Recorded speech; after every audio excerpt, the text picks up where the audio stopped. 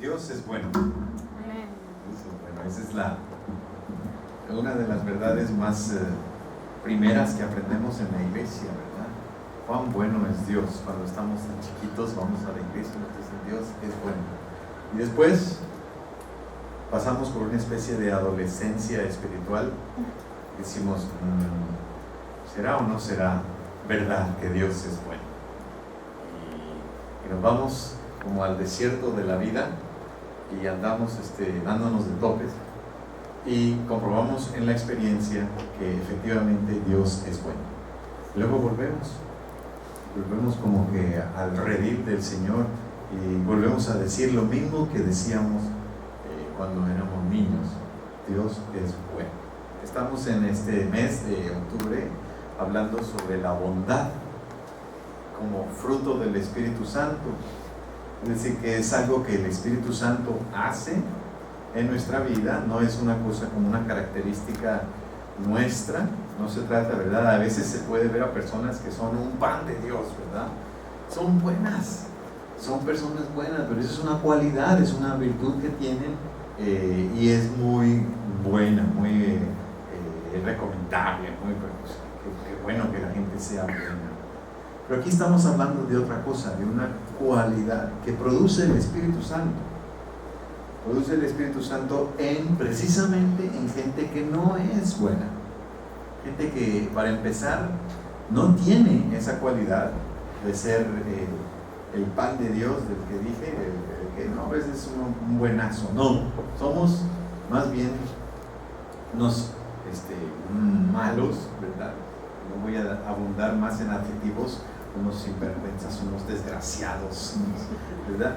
Y Dios en su bondad, ¿verdad?, pone su espíritu en nosotros y de una forma que nosotros no podemos explicar, nosotros tenemos bondad, pero no porque nosotros lo hacemos, ni porque es nuestra característica, sino es la obra de Dios en nosotros. Hemos definido, ¿verdad?, bondad no necesariamente en cuestiones propias de la bondad, sino más bien como un negativo de lo opuesto, ¿verdad? Para entender mejor qué es la bondad nos viene bien pensar en qué es la maldad, ¿ya? Entonces lo que es la maldad nos ayuda, ¿verdad?, a entender lo que es la maldad para después saber realmente entonces qué es la bondad. Hay esta declaración preciosa de Santiago 1, versículo 17, en donde dice que todo lo bueno, ¿verdad?, toda buena dádiva y todo don perfecto nos vienen de lo alto. Santiago 1, 17. El Padre de las luces, el Creador de la luz, en quien no hay cambios ni periodos de sombra. Es decir, que no es como la luna, que a veces está brillando llena y luego después se hace poquitas y luego ya desaparece, y luego vuelve, que tiene esas fluctuaciones, que a veces está llena, a veces está vacía, está media luna y todo. No, Dios no es así.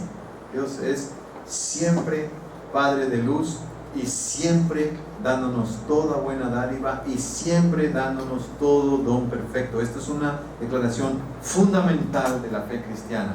Solamente buenas cosas vienen de las manos de Dios. De Dios viene bendición, ¿no? Luego aquí entonces los cristianos nos topamos en una pregunta, ¿ya? Entonces cuando nos pasan cosas malas, ¿también Dios nos las mandó? ¿Ya? Decimos, Dios, ¿por qué me mandaste esta prueba? ¿Por qué me mandaste este cáncer? ¿Por qué me mandaste esta lepra? ¿Verdad? Dios, ¿por qué me mandaste este accidente? Y aquí tenemos que ser bien claros. De Dios viene toda buena dádiva y todo don perfecto. Entonces, ¿de dónde vienen las cosas malas? Las guerras, las enfermedades, los accidentes, las tragedias, lo indeseable de la vida, el sufrimiento, el dolor. Y la respuesta es: no se sabe. No sé. No podemos saber y no tenemos que saber. Lo que sí sé es que de Dios no viene. De Dios no viene. Dios no nos manda los cánceres y las tragedias y los accidentes y las penurias y los tsunamis y los terremotos y las destrucciones y las guerras y todo lo terrible de la vida. No nos viene de Dios. Pero entonces, ¿de dónde viene? No sé. Nada más que de Dios no. Eso sí sé, que de Dios no viene. O sea, tenemos que entender, ¿verdad?, que Dios no es lo mismo que el destino. ¿Verdad? Dios no es lo mismo que el destino. Algunos piensan así, ¿no? Es que lo que va a pasar es porque Dios quiere. Lo que Dios quiera que va a pasar, eso va a pasar. Entonces, si se cayeron las Torres Gemelas, pues fue porque Dios quiso. Por ejemplo, Dios, lo que quiera Dios, eso va a pasar. Bueno, entonces, ¿por qué oramos cada vez que decimos el Padre Nuestro? Hágase tu voluntad, como en el cielo, así también en la tierra. Eso quiere decir que cuando observamos lo que está a nuestro alrededor, nos damos cuenta que no está pasando la voluntad de Dios. No se hace la voluntad de Dios, no está ocurriendo la voluntad de Dios. La mayoría de las cosas que pasan no son la voluntad de Dios. Por eso decimos, Señor, hágase tu voluntad. Y no solamente oramos, hágase tu voluntad, sino que comprometemos nuestra vida para que se haga la voluntad de Dios. O sea, como decimos en México, que las cosas se hagan como Dios manda, ¿verdad? Como deben de ser. Hay una forma buena de vivir la voluntad de Dios. Esa es una forma buena de vivir. Todo lo que viene de Dios es bueno. Si Dios ha dado palabras para regir la vida humana, pues esas palabras son buenas. Al menos dio 10 palabras buenas de vida, los 10 mandamientos. Y esas son buenas palabras de Dios para decir, así es como se vive la voluntad de Dios. Yo sé que es un tema que da para más y vamos a seguir hablando, Dios mediante, en este mes de octubre sobre la bondad como la voluntad de Dios. Y entonces la existencia de la maldad como algo que no es la voluntad de Dios. Y nosotros comprometidos en que se haga la voluntad de Dios. Una de las diferencias, ¿verdad?, entre la Biblia y el libro sagrado del Islam, que se llama el Corán, podríamos hablar de unas 50 diferencias, pero la primera es que en el Corán, ¿verdad?, así como también en la Biblia, se dice que Dios es bueno. Hay como 120 nombres en el Corán para Dios y que todos hablan de el compasivo, el misericordioso, el bueno. Sin embargo, una de las diferencias es que en el Corán, a diferencia de la Biblia, Dios no aparece haciendo nada. No hay algún relato o alguna historia de algo que Dios haya hecho para demostrar que es bueno, que es compasivo, que es misericordioso. En cambio, en la Biblia sí se le llama bueno, misericordioso y se le llama compasivo, pero hay abundancia de relatos que muestran la misericordia, la compasión y la bondad de Dios. Hay en cada página de la Biblia, Dios es un protagonista, es un actor muy activo en la historia. Dios está ahí formando parte de algún evento que pasó, ¿verdad?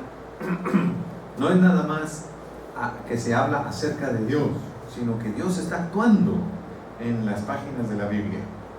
Y siempre que actúa Dios, ¿verdad?, siempre que actúa Dios, está para aumentar la cantidad de bondad en el mundo, no para aumentar la cantidad de maldad. Siempre que actúa Dios, actúa de una forma. Por eso me encanta ese salmo que leímos hoy, 146, porque dice, sí, Dios es digno de alabanza, pero ¿por qué? Bueno, porque Dios es, ¿verdad?, el que hizo el cielo y la tierra, hizo el mar, y también hizo todo lo que llena el mar, el cielo y la tierra, y sostiene con vida a todo lo que está en el mar, en el cielo y en la tierra.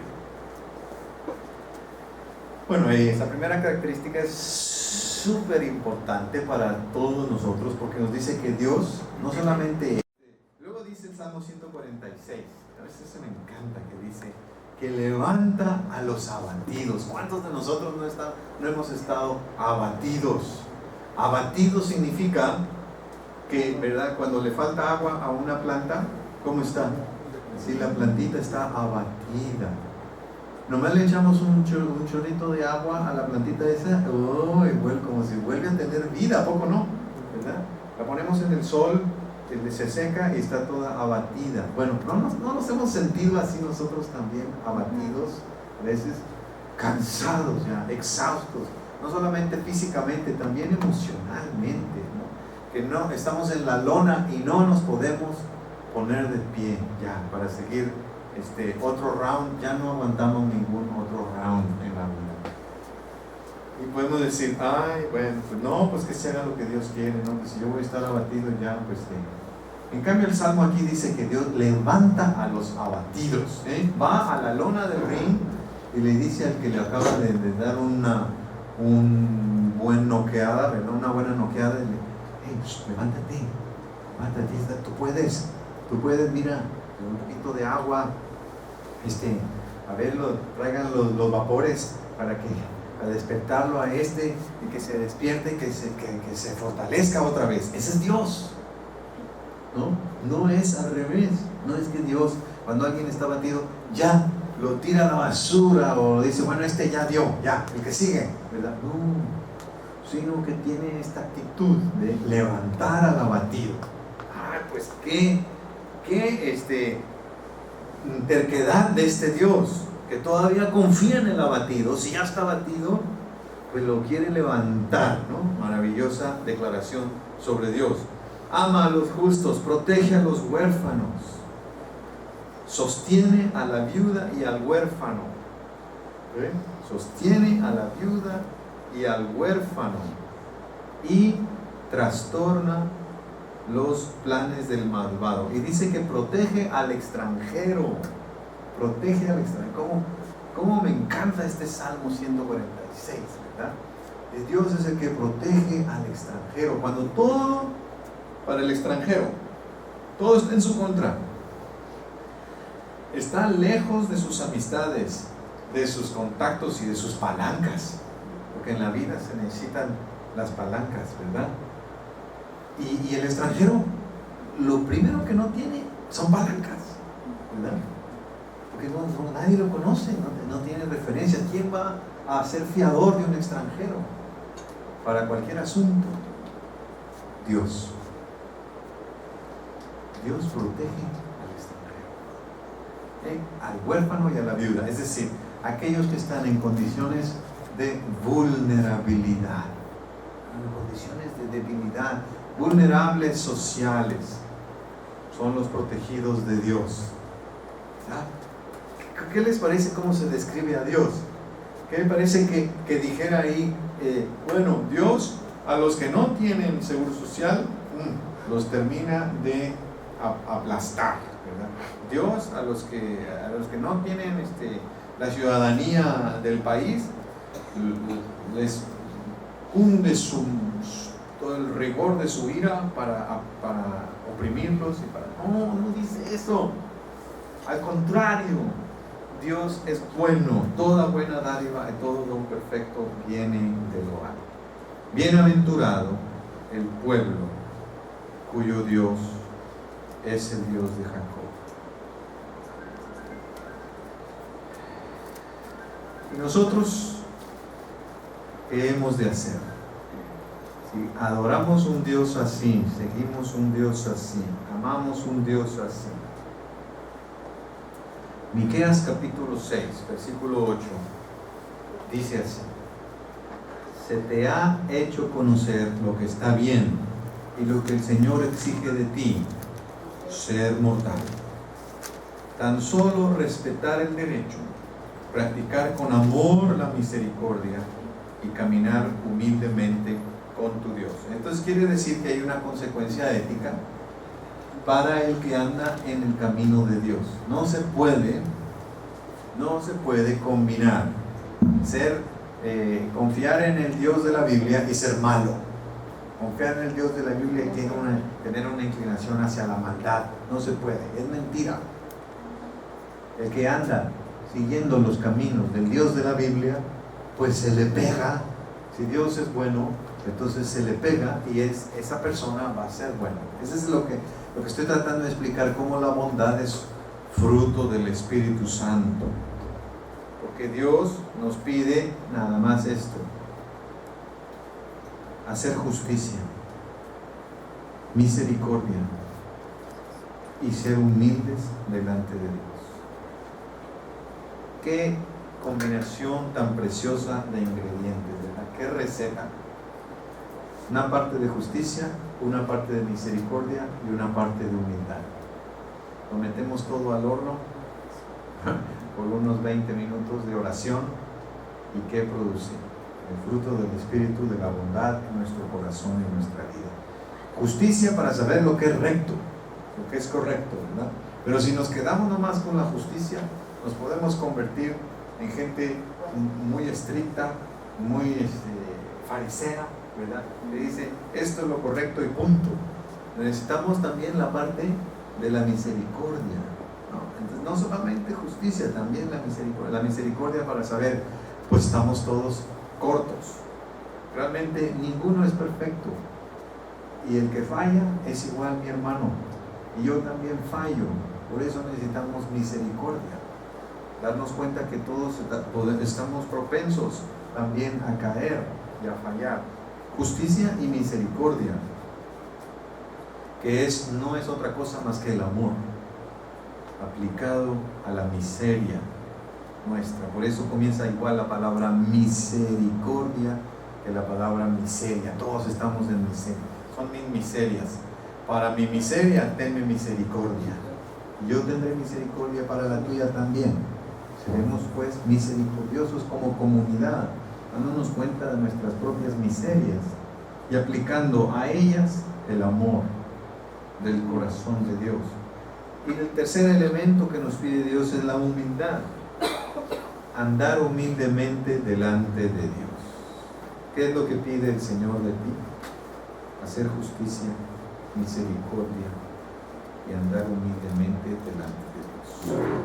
He dicho pues que el Dios de la Biblia es protagonista, que es actor, que hay muchos relatos que muestran que Dios es bueno, ¿verdad? No solamente dice la Biblia que Dios es compasivo, misericordioso y bondadoso, no, sino que hay relatos que lo muestran. Y voy a además a darles como muestra un botón. Mateo capítulo 8, los primeros versículos del Evangelio 8 de Mateo, y con esto terminamos.